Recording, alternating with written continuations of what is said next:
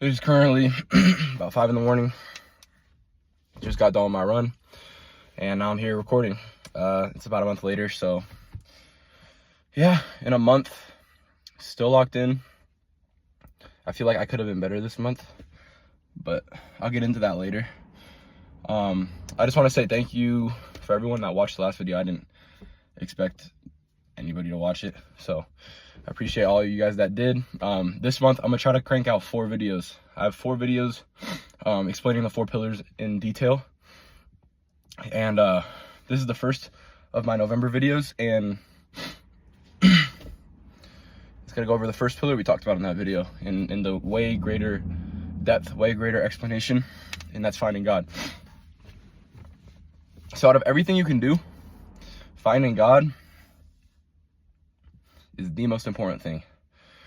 There's nothing that you can do that is more important than finding God, and I'll tell you why, from experience. So I got saved about, I'll say like 6 months ago, and before that I was lazy. I was doing all this stuff that I shouldn't be doing. I had a moral compass, obviously, like to what's right or wrong, but like on a righteous path, like on a like a set in stone, like a Bible where it tells you what you should do and what you shouldn't do, something like that. I didn't follow that. So like, you know, there's a lot of decisions I made and stuff that I wouldn't do now. So that really helps. And then the other thing is, like, when you don't have God, like I'll explain my experience. When I got saved, I felt a weight lifted off my shoulder.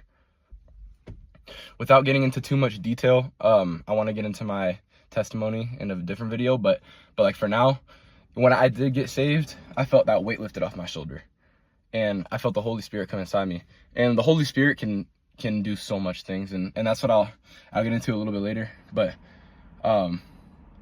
like through the Holy Spirit and being able to talk to God, like when you find God and you start praying every night, man, everything will become clear. Trust me, every single thing will become clear. All the stuff you think like you're questionable about, you're like, should I be doing this? Should I be doing this? Should I be pursuing this? Is this what's meant for me? Like you ask for signs, God will tell you. He will tell you. Trust me, He will tell you. He's not gonna talk to you. Like you might hear Him, but like most likely He's gonna show you through another action. And you just gotta be aware. Like you gotta be looking. You gotta be willing to look. So just keep an eye out for anything that you think could be a sign. Like this could be a sign. It's been so clear for me so many times. There's been so many times I've been like, God, can you please give me a sign if I should be doing this, if I should be pursuing this?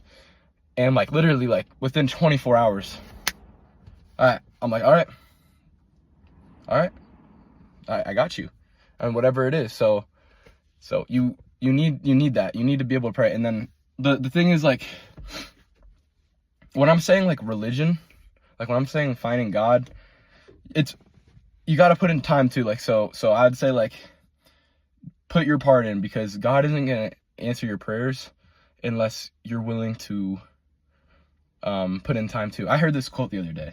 I mean, I'm not 100% sure exactly how it went, but it was something like, a lot of people have God as their emergency instead of their go-to.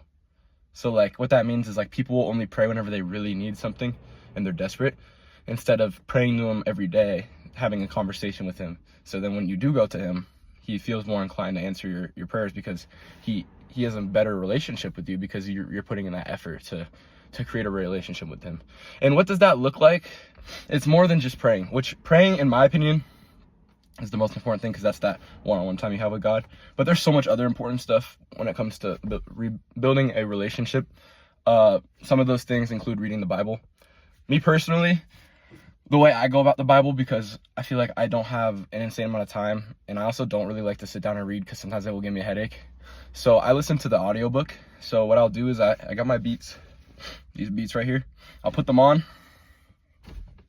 I'll just listen to chapters. I'll do it when I'm cooking, when I'm cleaning, pretty much whenever I'm doing anything that like can require me to actually listen.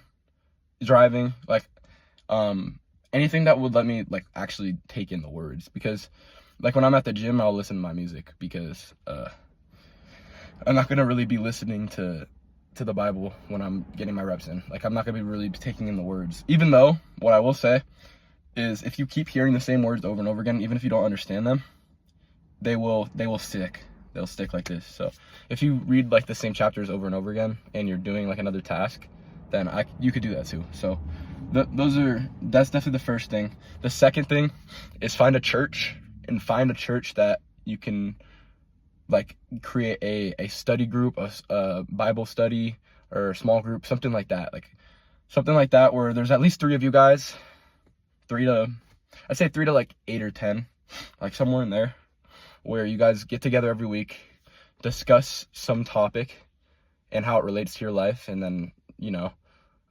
relate it to the Bible, different verses and what it says in there. So then you get a clear understanding of what you're supposed to do. You get direction on what you're supposed to do, because the thing is, you could have God, you could have your connection with God through your prayers. You could read the Bible, but you need people that follow God as well, because they will help you with your journey, making sure you're on the right path. And also, the last thing I was going to get into is make sure you have somebody that knows more than you. Make sure you have somebody that knows more than you about God and the Bible and what it's like to be a righteous person, because those people will make sure that you're on the right path. Those people, like, if you find someone that's been following God, has read the Bible multiple times for like a decade, those people know what they're talking about, and they can help you in ways you can't even imagine.